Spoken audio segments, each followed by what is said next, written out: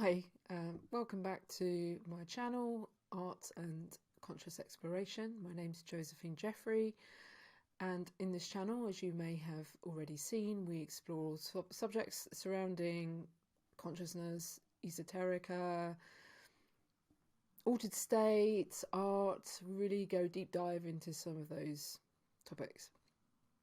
Today I am interviewing someone quite special. He's actually my cousin. His name is Tuomas Kotomaa, and he lives in Finland. Half my family are in Finland. Tuomas is a really interesting person. He has had an incredibly interesting life.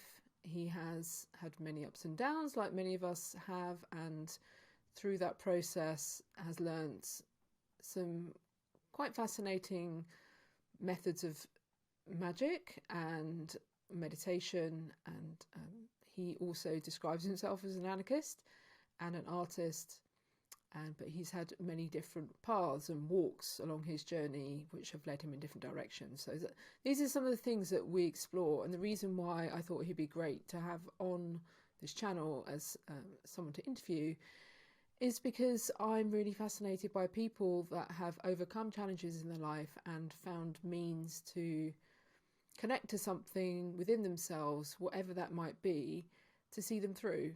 And I think sharing these stories is really valuable.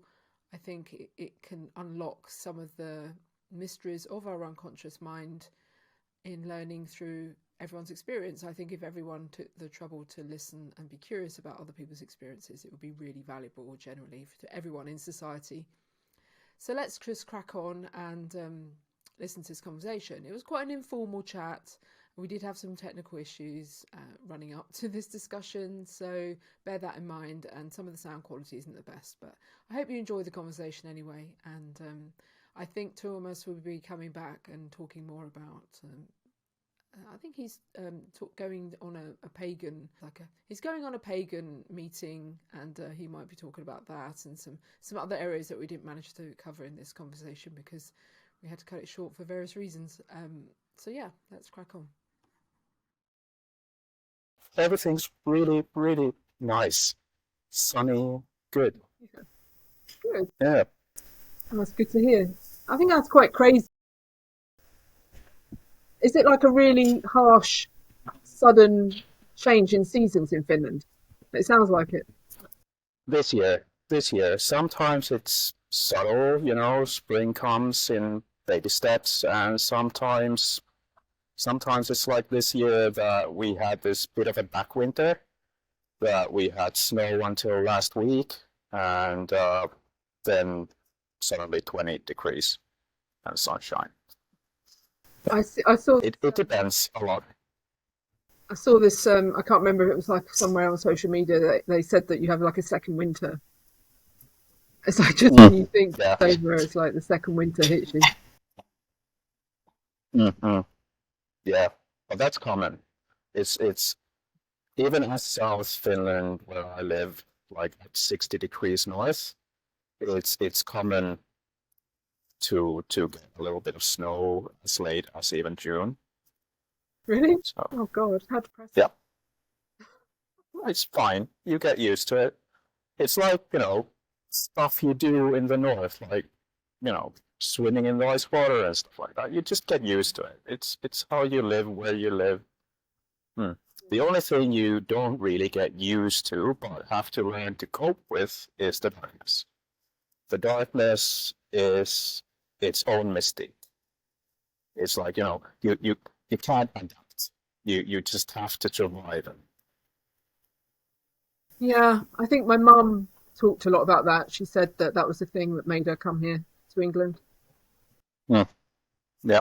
I do wonder sometimes about the whole Finnish. Do you think there's like a cultural characteristic of that kind of darkness in their character as well because of it. Well, there is this thing called Northern Mystique. I don't know if you're familiar with the topic, but it basically means this radical change in the seasons and the amount of light and dark. Because this far north, as the planet tips during summer and winter, we hardly get any light in the winter, and we don't have night in the summer. So it's like 6 months almost of day and 6 months of night. So it's not like a 24-hour cycle, and that it it uh it it uh it does things with your mind that some people look for in drugs, for example, and such, shamanism and all that. It's pretty much the same thing it does. It's interesting. It's almost You like you see darkness and you see light. well, no, because A it's lot of it. complete extreme, isn't it? Yeah. Talking about, we were just talking before about your story and your history and your journey. Um, do you think Mm. part of that, and linking into what you just said, is why you kind of got into your meditation practice? Uh, What yeah, there's you? this, yeah. I see where you're coming from. You're referring to this famous Nordic how people are so connected to the nature. Yes, I understand. There is this image to the Nordic people and maybe specifically to the Finns that we are somehow so still shamanistic or tree hugging and nature loving, which is true. I truly find nature empowering. There's no question about it. But it's more of an image thing from the outside, not so much sort of an identity thing, maybe, because here we just live in it. So it's not kind of like you think about it like, well, it's dark, well, it's light, well, there's clean water, well, it's cold, well, it's just all surrounding. That's what it is. And where the where the sort of esoteric stuff comes from, that's I have no idea. For me, I know where it comes from, but for other Finnish witches and such, I have no idea. Mm. Well, I think I was trying. What I was And I trying to didn't get to just is call why myself a witch. you do call yourself a witch, or you No, don't. I don't call myself a witch. No, no, no. Though I do witchcraft, no, I don't think of myself a witch. No, what I was trying to get to was like I'm interested in the process of meditation and why people get into it, and I'm curious about Hmm. why you went on that path. Uh, well, there is a clear primary reason for me, and it's sort of if you put it in sort of layman terms, it's called trauma. So the idea with me is that I've found that meditation, as simple as mindfulness, does wonders if you have traumatic experiences, like enough to get PTSD or something like that. It's just like a wonder drug almost. At least for me, I don't know for other people who have experienced it, but for me it's like a breath of fresh air, and not only does it uh, restructure the damaged psychic parts, the sort of inner child and what have you. But it it it it feels like gives an armor when you do it. But that that's where it gets sort of esoteric already. I mean, if you do some like simple mindfulness stuff and the layman meditations, no insult intended there, but the stuff you get when you talk to a psychologist or someone who tells you to do the mindfulness stuff, that might not get you the feeling of putting on an armor. But then if you look into like historical meditative stuff or even simple prayers, there's even esoteric prayer that will get you there. So it's not exactly like even a meditation specific technique. Yeah, that's interesting because I think you're right. Like, it doesn't matter what approach you come from, whether it's like some people use religion, and it's or Eastern philosophy, or like I said, witchcraft. To me, it's one and the same thing. If you believe in that form of protection, then you're convincing your mind that it exists, so you therefore get the same results.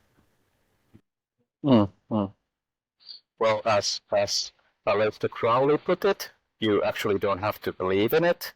You just do certain things and you get certain results. Faith has nothing to do with it. I consider myself an atheist, and I don't really have belief in anything. Yet doing the things just gets you the similar results. That's kind of the thing with what magic does. I like to call it magic. Not really anything else. Not faith, not belief, not witchcraft or anything. It's just magic. And because I had the same discussion with a guy who was doing a live the other day, and he practices ancient magic, and I said, "Do you think men or women are more better at it?" And he said he thinks women have more connection, like an intuition, and men tend to practice more pragmatic, structured magic.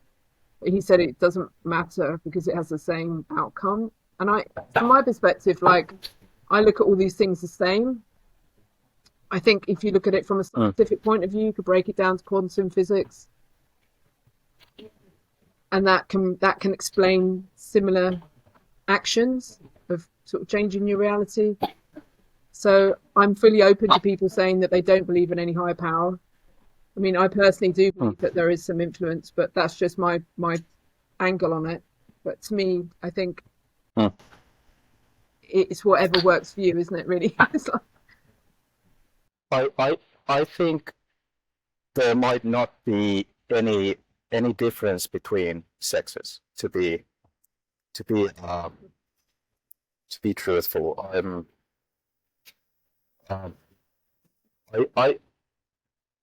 I'm not sure, but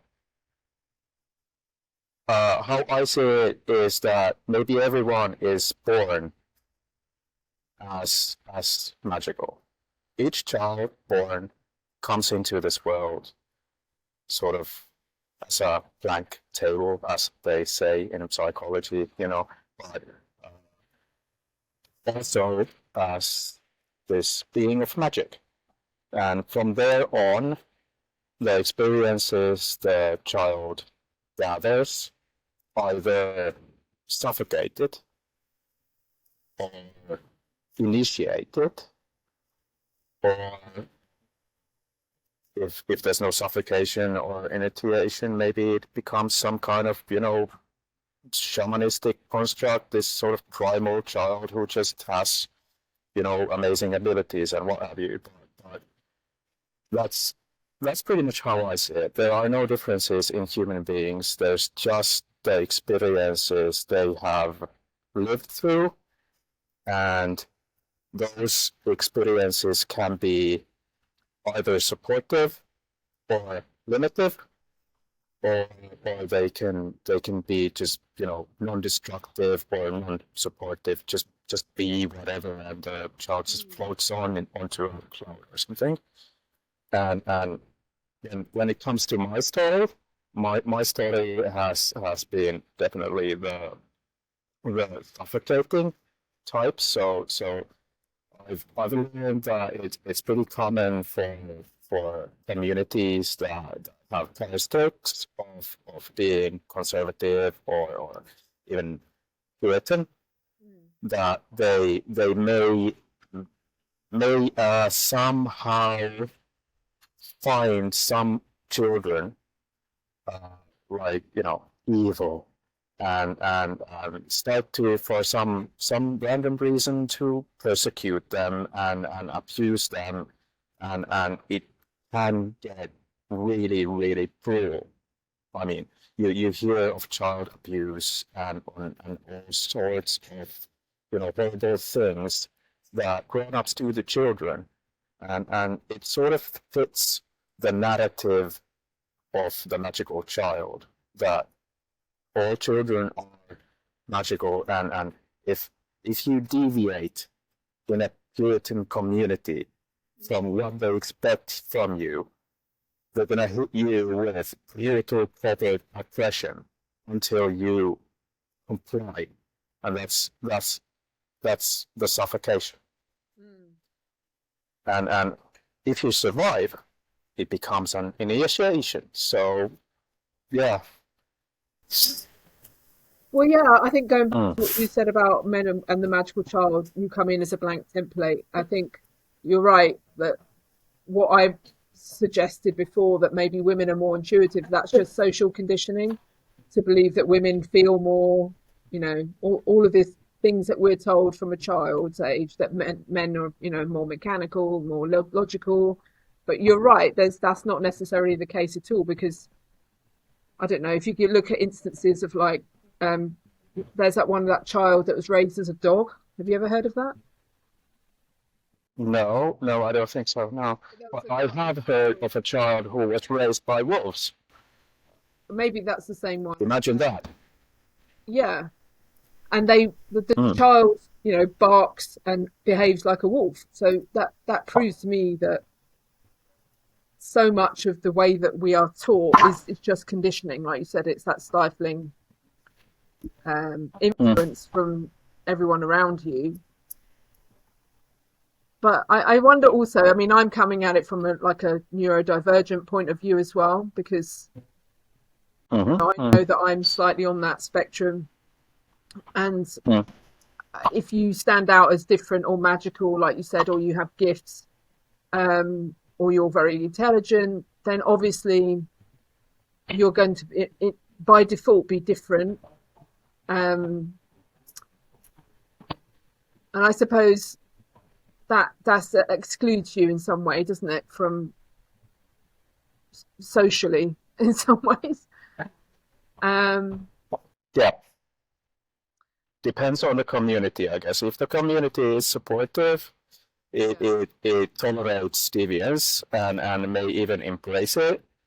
But if the community is strict, Mm. then Well, it's interesting that hell breaks loose. you could say that's positive deviance, but it's still, because it doesn't fit within the framework of a puritanical structure, it's still seen as deviance. So, so what Anyway, I've taken it really far. This this deviance. I mean, what do you mean by that? if you if you sort of like characterize me as something, if I would have to characterize myself, I would characterize myself as like a militant anarchist, even, because I've just had enough of the sort of how it breaks your mind, how how limiting it is, and how it gets frustrating at the point when the community around you wants to keep to the old and do more of the same, and when you don't, and you try to do a compromise, and then you try to do another compromise, and you just learn how to compromise really good, and eventually you find yourself in this position that you're not standing where you started, but you're way into their game. And it's not like complying, but it's just like,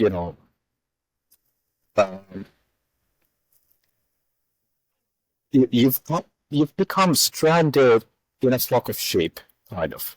Yeah. That's how it feels, and because there's this insane amount of covert oppression,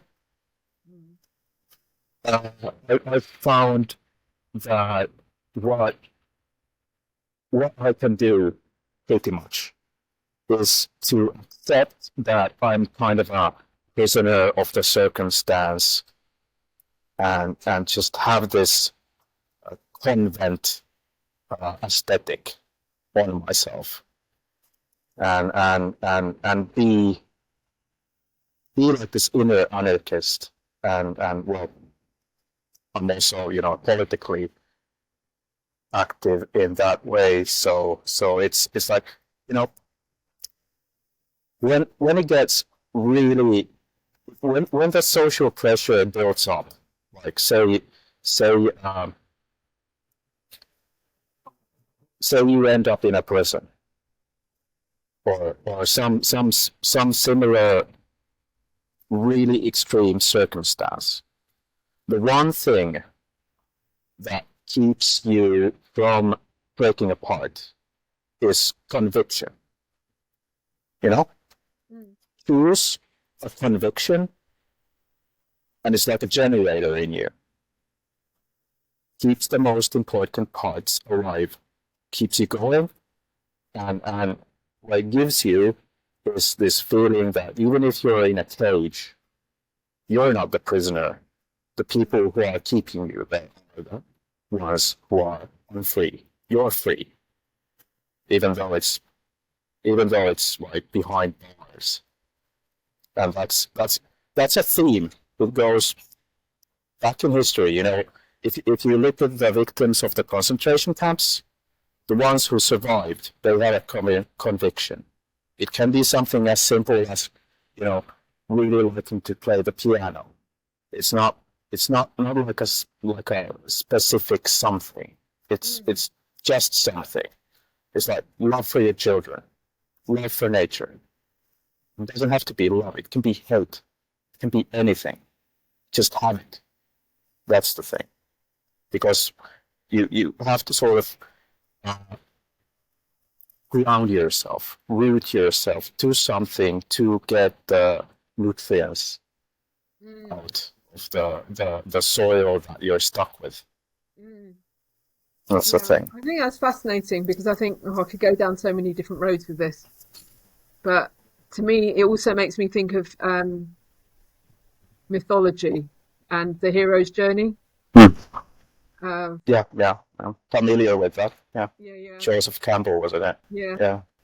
That everyone, not everyone goes to, I think everyone has this in their life, but some have it in more extreme cases, that you reach a point of despair, and then you have to find something as your inner compass to, like you're saying, to hold on to. Then that becomes your grounding and guidance out of the situation that you're in.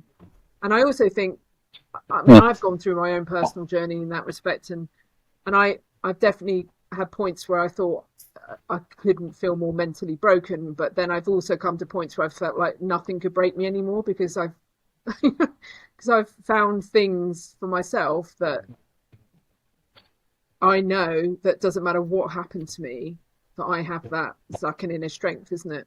And like you said, it could be anything, and some people do have it as hate, or it's that some means of deriving energy, isn't it? out of a situation that seems futile. I often think about like often people in prison. I mean, it's probably a cliche. They quite often get into like martial arts and obviously like the Bible and things like that. Mm.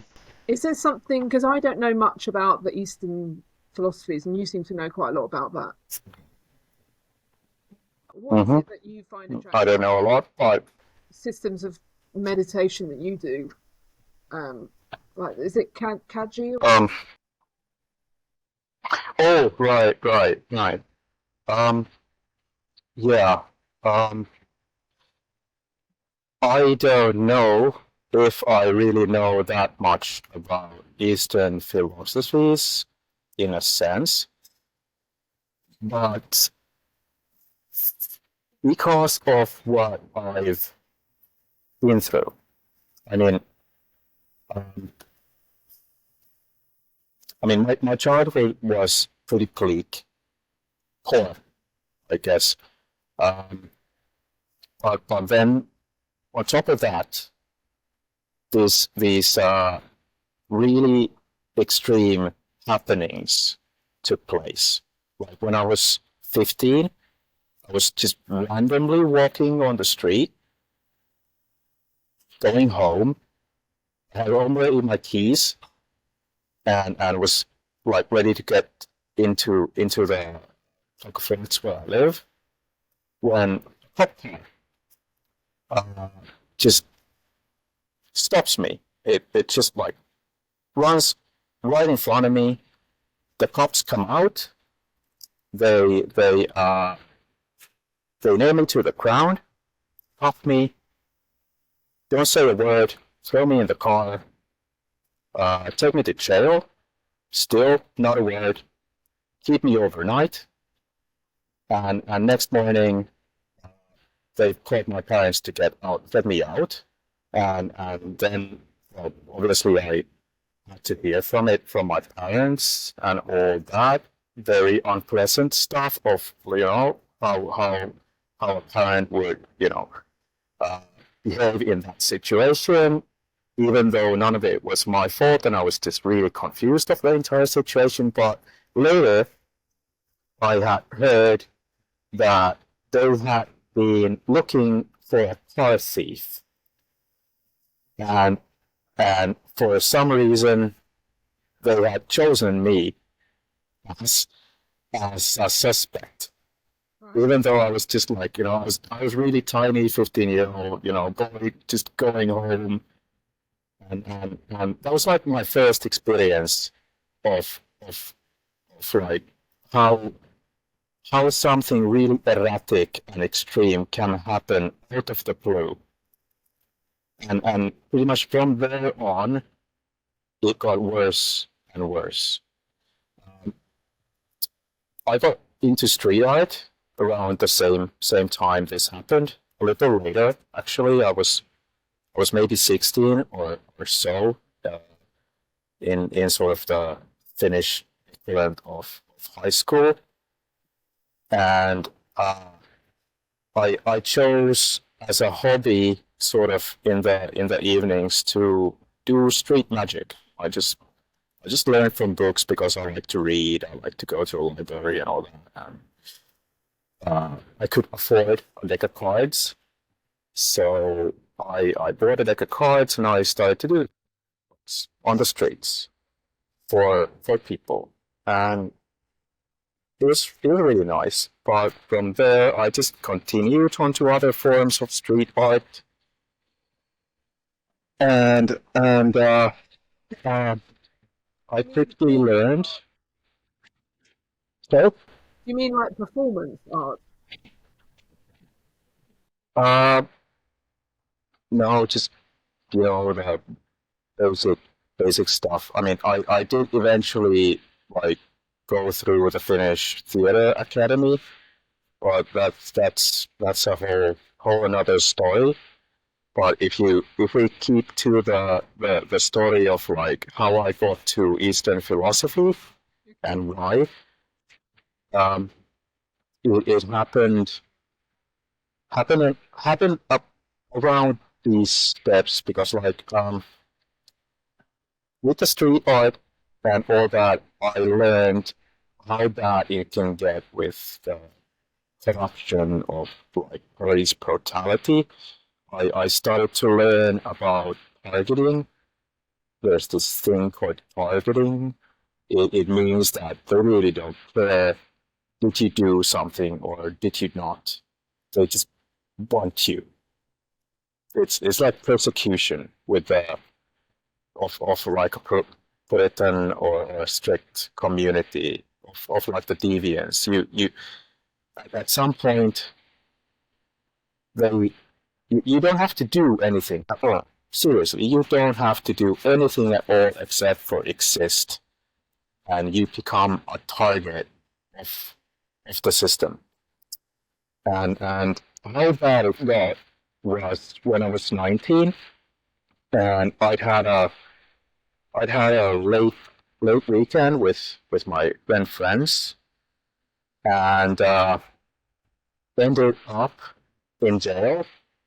That was partly my own fault. I was pretty wild then, but what continued from there uh, is is a whole different story again. Because what happened was they threw me in the jail as they do, but in the morning, instead of letting me out or calling my parents or what have you, they instead took me to closed psychiatric ward. And at that closed psychiatric ward, what continued from the first morning was 4 days and 4 nights of torture.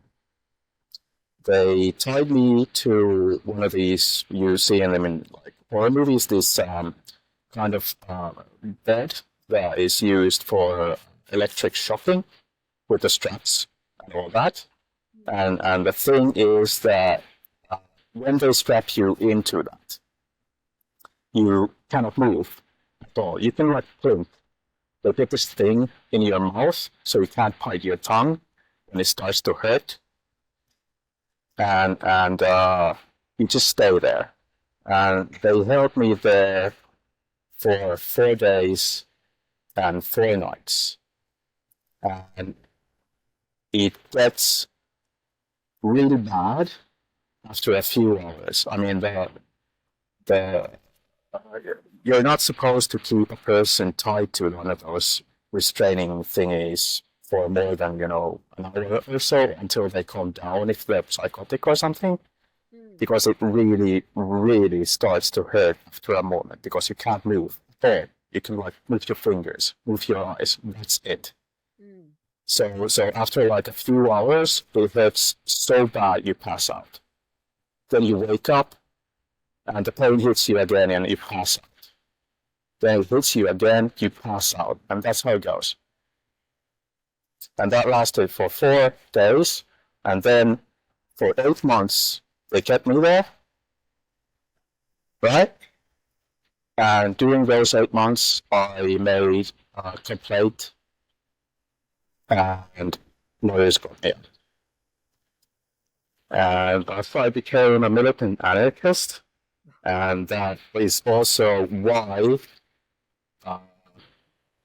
I got into the esoteric, no, not at first the esoteric, but the Eastern practices, because they're strict, and they carry the sort of convent aesthetic. I mean, sort of like you have to be really what's this like disciplined. You have to have strict self-discipline, and what the Eastern practices teach you is that it gives you a structured inner world that you can manifest also into your daily life. That's what it does. And you can probably imagine that a child who has been tortured is really broken. So it sort of gave me the new structure. That's what it did. And from that I learned also that uh, it's it's not just about restructuring yourself and learning to defend yourself, but also that in defense, offense is the best defense, and that's how I got into witchcraft and magic and the esoteric stuff. Because it's not enough to have an armor on and go out there and get beaten. It's much better to know where the bullet is coming from so you can dodge it. And that's the offense. Did you ever find out then why they chose to incarcerate you? Well, I'm pretty sure it's the magical child thing. I mean, is it because you just wouldn't comply, or with what they wanted, like whatever they'd imagined that they needed from you? Well,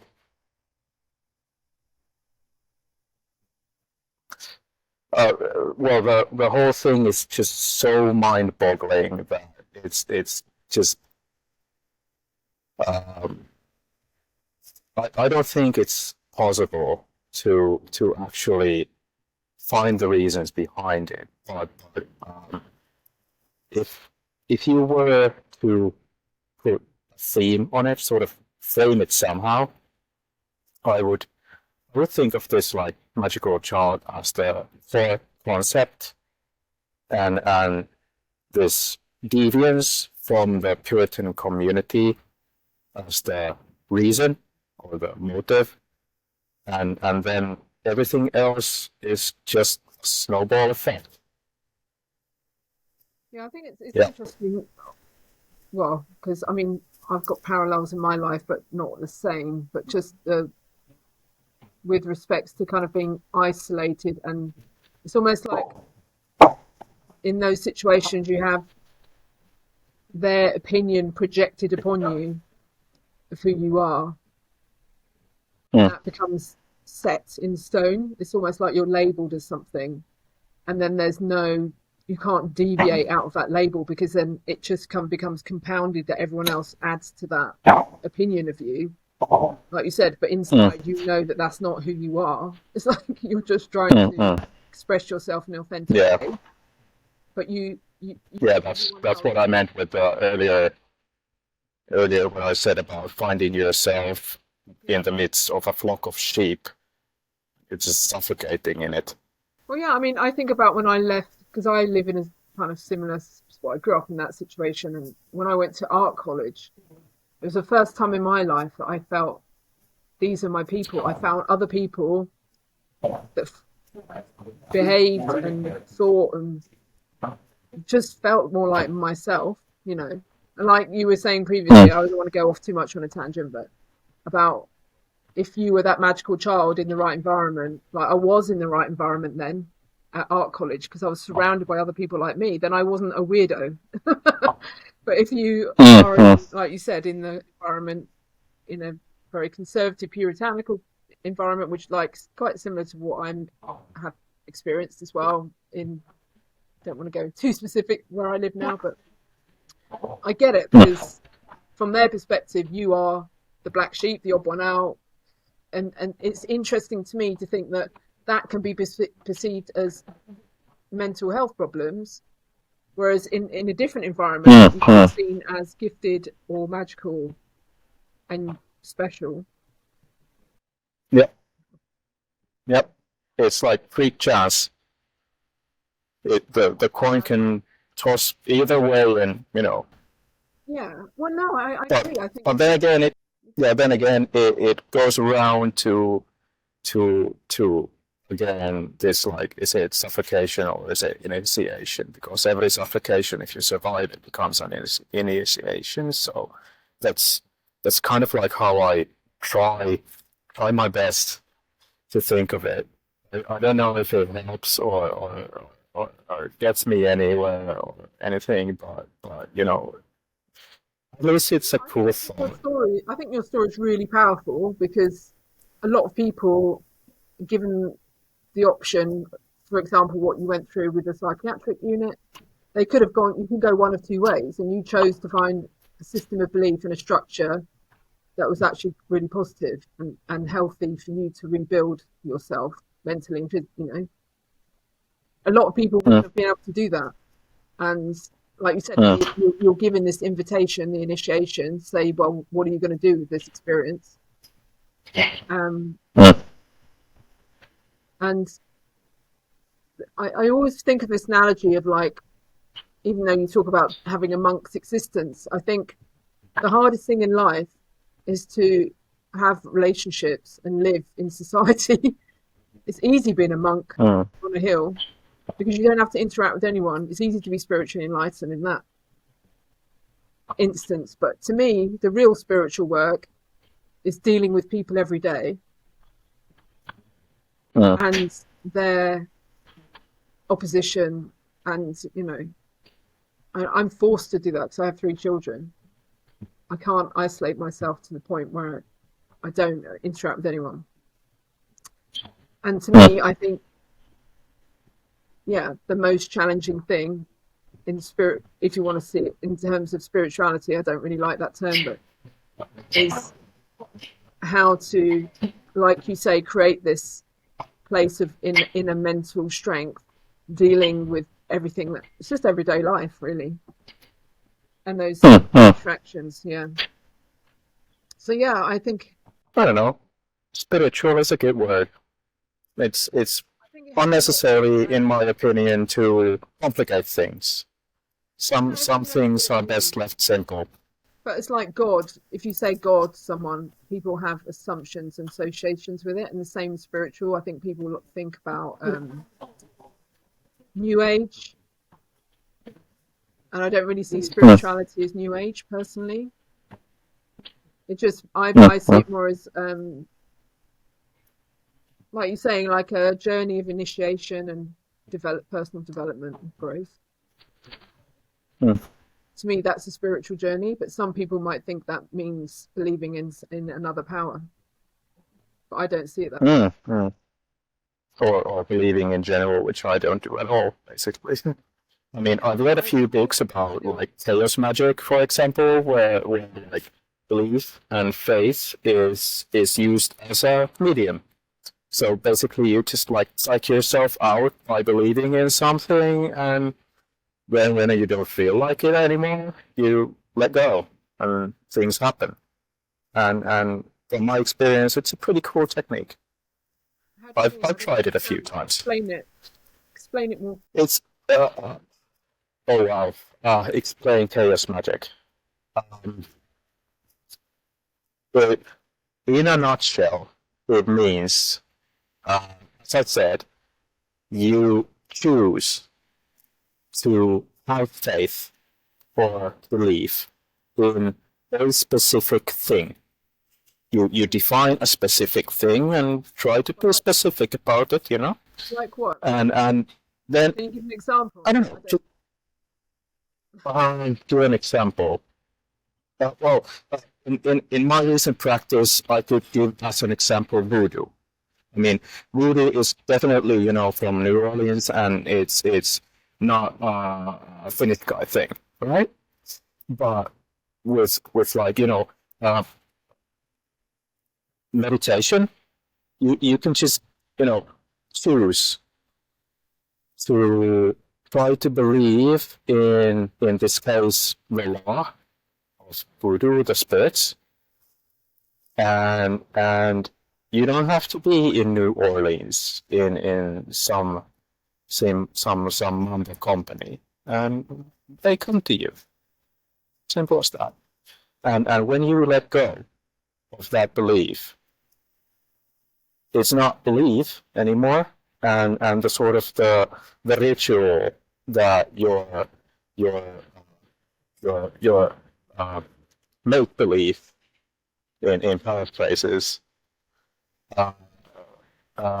has become. You let it go, the ritual ends, and suddenly you get a result. It doesn't work, like magic doesn't, always work. You have your deck of cards and you do the trick and you fail. The cards are everywhere. You drop them. that can happen. But the theory is as simple as that.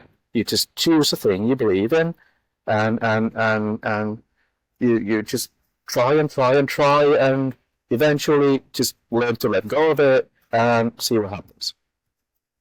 Give it out. Give it to the world.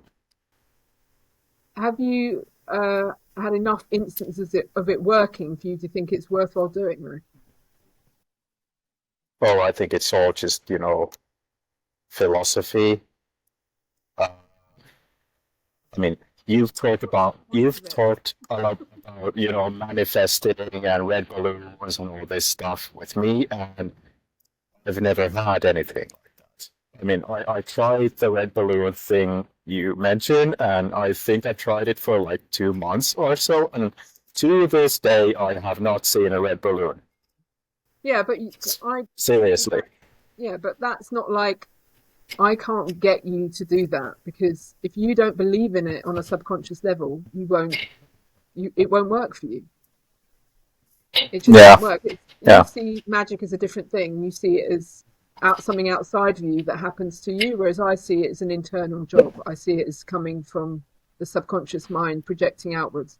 So that's where we differ, I think. Because No, I could I never say said it's an outside thing that happens to me. It's like it's I see it more of a changing the perception of your confinement, maybe. Um, I don't know if I have a soul or even a subconscious from where things and thoughts and emotions and all that come from. I don't know.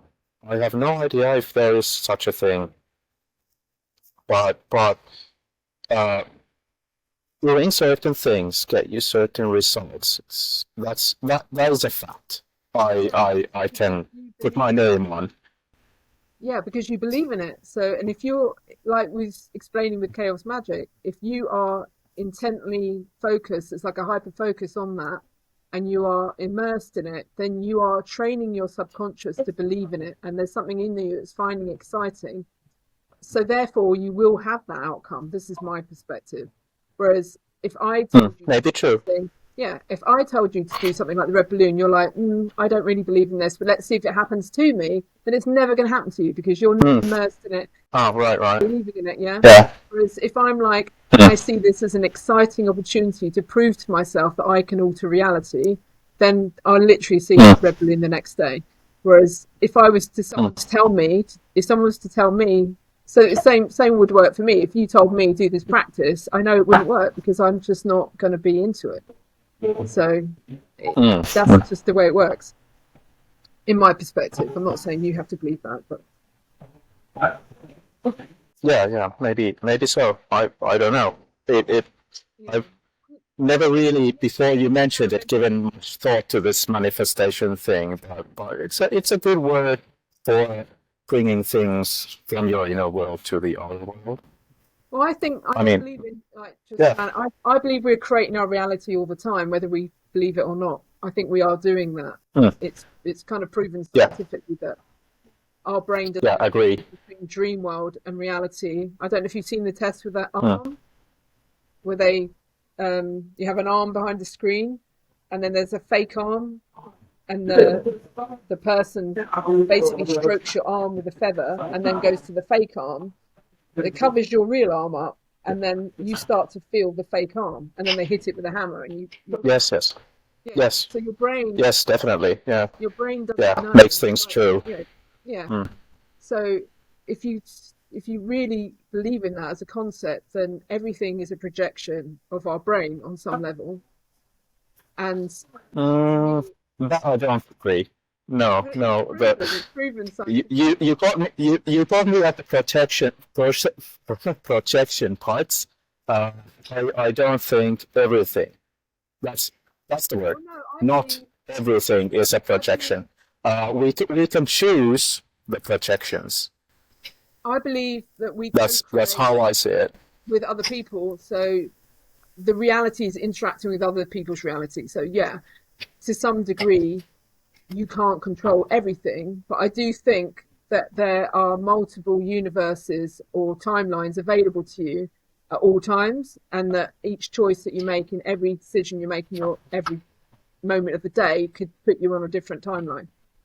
It can put you in a different Mm. reality. Yeah, it's just like Yeah, the yeah, consequence of your decisions, you know. Um, yeah, yeah, some people believe yeah. the ability to change or influence Uh, change in their life, whereas I believe that I could do anything pretty much if my subconscious believes it. yeah, yeah. I believe some people can do whatever they put their mind into. Definitely, yes. Yeah, yeah, but I Um, think that also comes from and also I think uh, yeah, I think, um, as they say, every action is a magical action. So yeah, it's maybe not choices. It's not maybe choices we make that take us there. It's maybe in the specific word action. Uh, there's this yeah. theory You need to in have action. Yeah, yes, yes. It's so it's not like you choose this, you choose that. you can choose to go and commit a crime, or you can choose to go and meditate. That is a daily Hmm. ritual choice that you're making, and has But what if I meditate on making a crime? Yeah, yeah, that's but still I magic, mean, but it's that se- yeah, that's still a choice. seriously, what I mean with the action is It's the same thing. like uh, the even the choice is an action. That's my point in a nutshell. As I said, it's the same. So it's like imagine a tube or something that uh, evolves around itself, like goes inwards and then pops back out. That's kind of like an action. Mm.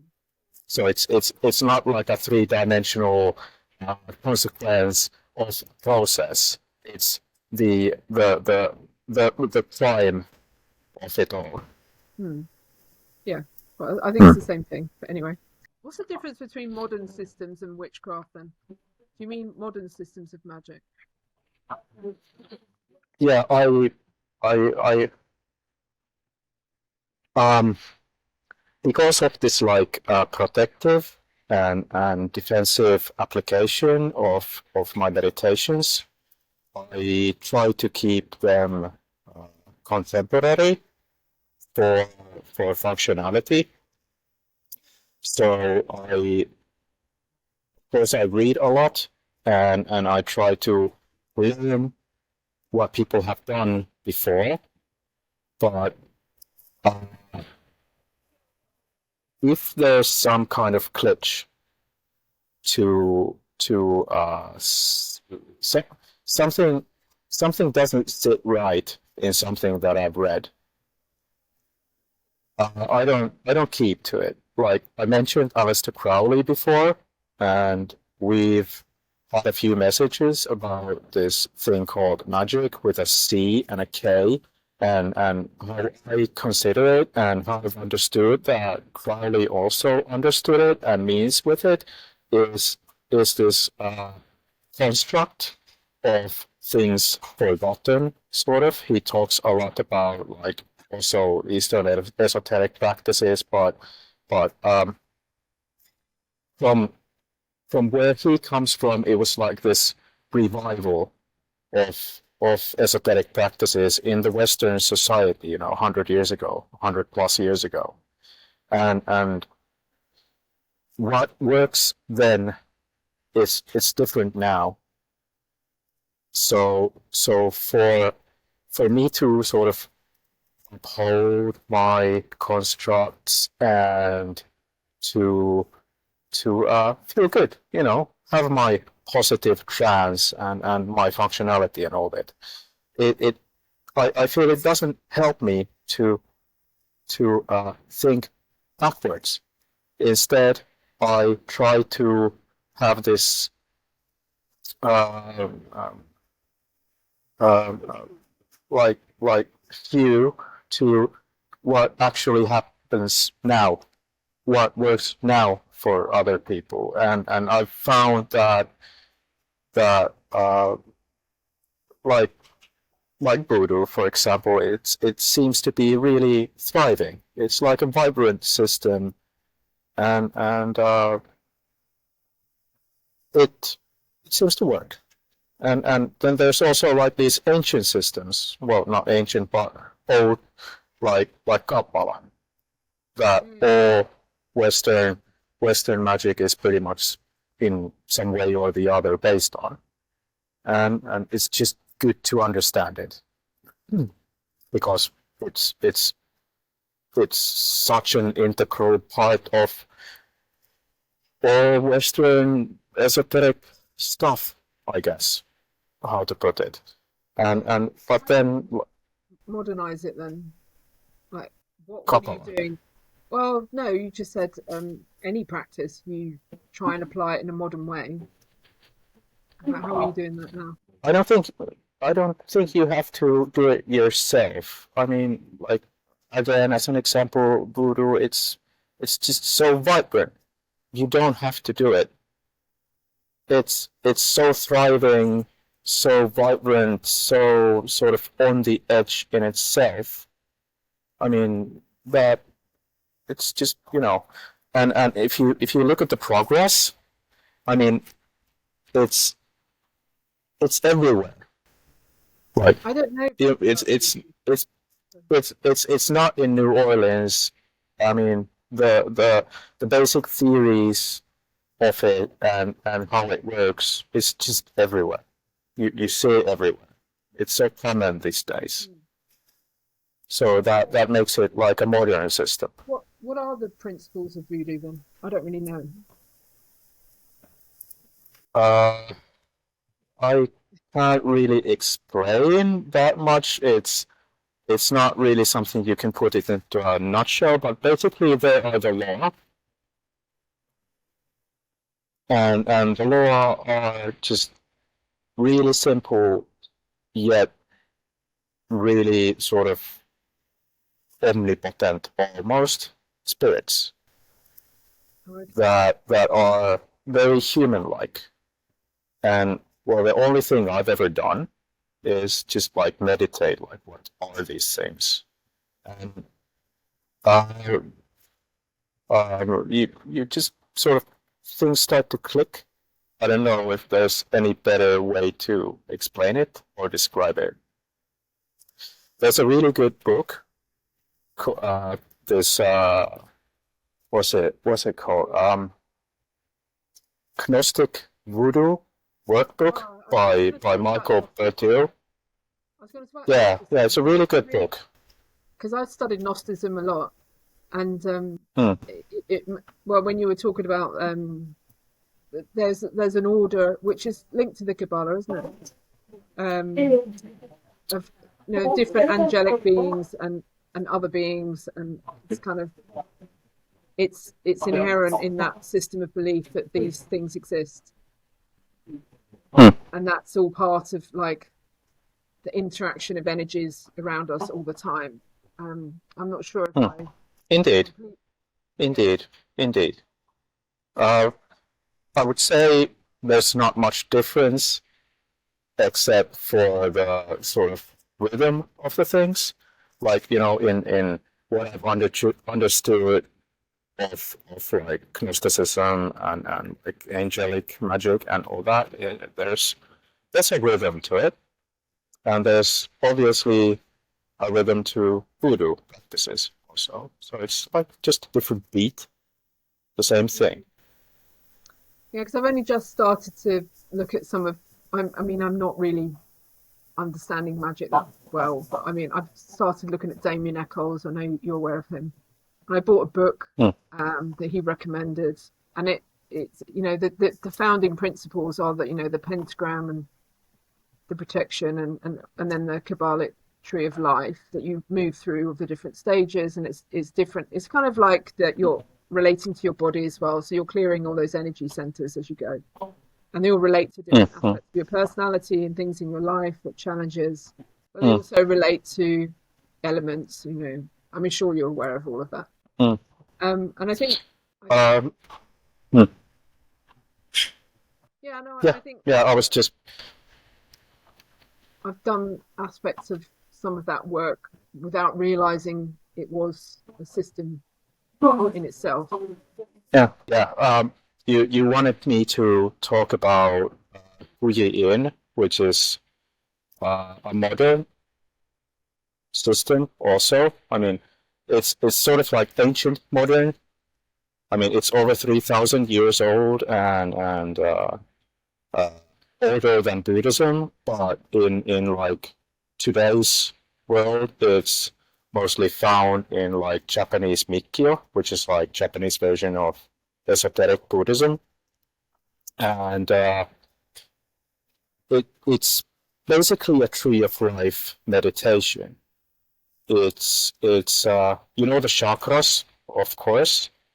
It's it's a meditation with nine nine symbols, each each for the first seven chakras, and then two more for like more advanced forms of the tree of life that also the Kabbalah I've understood has.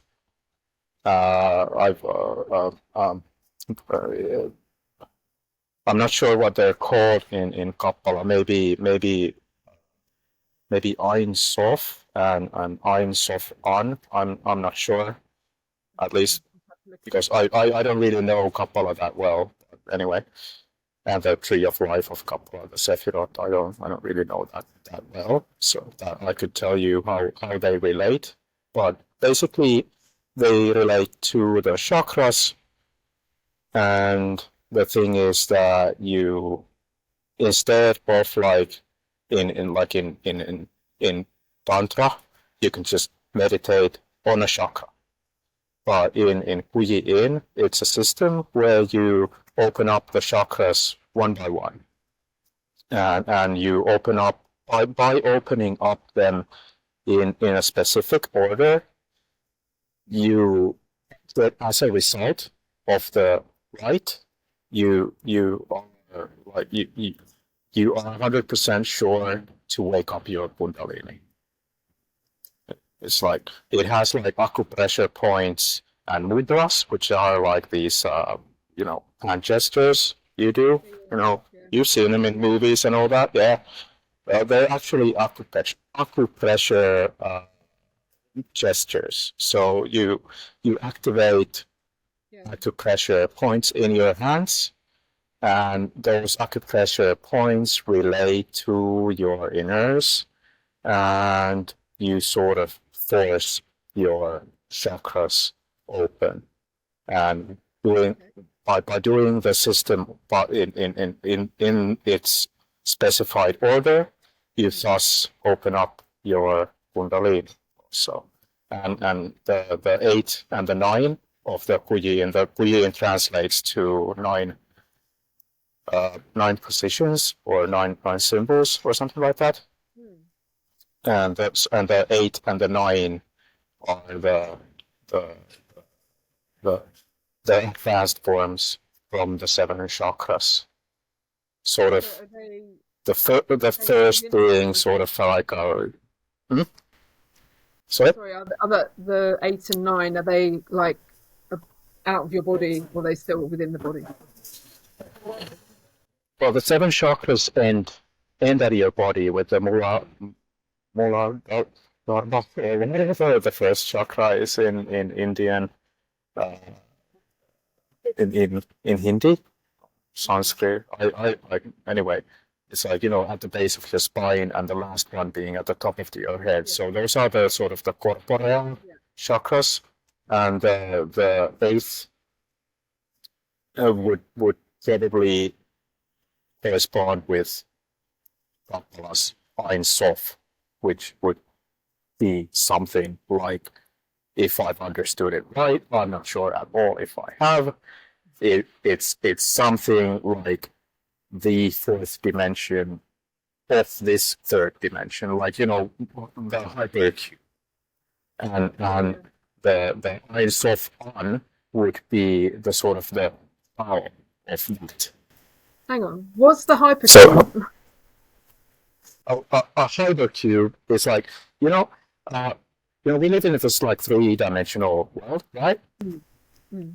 So we have these like directions, right? And we're confined into it, and it's kind of mind-boggling to imagine anything else. I mean, you have your two-dimensional things you can draw on a paper, and it's two-dimensional, right? It's not really two-dimensional, but you imagine it's a two-dimensional thing. Just like, my image on your screen, it's two-dimensional, right? Yeah, yeah, We imagine it's two-dimensional, right? Right? It's actually three-dimensional. In our world, it's just a surface in a three-dimensional world, and that we can sort of like imagine still. But then from that on, to think of anything else, like say a fourth dimension, it's really hard for our brain because it's so conditioned for this world. But we can actually prove it with a shadow. If you take a cube, a cube structure with only the like no sides, only the like corners, yeah, yeah, like an empty cube, yes, yeah. and you hold a light to it, and you look at the shadow, right? Mm, You get this picture that is sort of like an octagon within an octagon, right? mm. Oh, yeah, yeah. So you don't Mm, see, yeah, that's a hypercube. You actually see like the shadow of like an eight cornered thingy or a six cornered thingy mm. that actually has like a cube in it. Yeah. Yeah, I do know. I know what structure you're referring to. I was just thinking about. Have Yeah. you heard about the Saturn's cube as well? No, I haven't. No, no. What's that then? That's another conversation. Right. There's always theory that it's a very like conspiracy theory. Mm. Conspiracy theory about you see black cubes everywhere, like like the Muslims go around the black cube, and there's supposed to be a cult of Saturn, which is Kronos, the god Uh of huh. time, and they say that it's linked to. If you look at the top of Saturn, there's exactly that structure. But it's a so if that was projected down, it would be an oct not would it be an octagon in two dimensions? But the top of Saturn has this weird shadow on it. And they say above that is the shape that you're describing, and they say that Earth is a projection from that. That's the conspiracy theory. It's quite a good one. If you Google it, that conspiracy, it's very interesting. You could really go down a rabbit hole with it because a lot Yeah. of Yeah. big corporations have black cubes, and it's seen a lot in popular culture. It's like something to worship, but it's why are these black cubes everywhere? It's odd kind of coincidence. Yeah, Yeah, there are a lot of all kinds of repetitive themes around us. That's true. well, I wonder some big conspiracy about how there's maybe some low-level magic going on behind. Do you know what I mean? Like with these synchronicities and Hmm. Yeah. I I do. that's Uh-huh. huh? Yeah.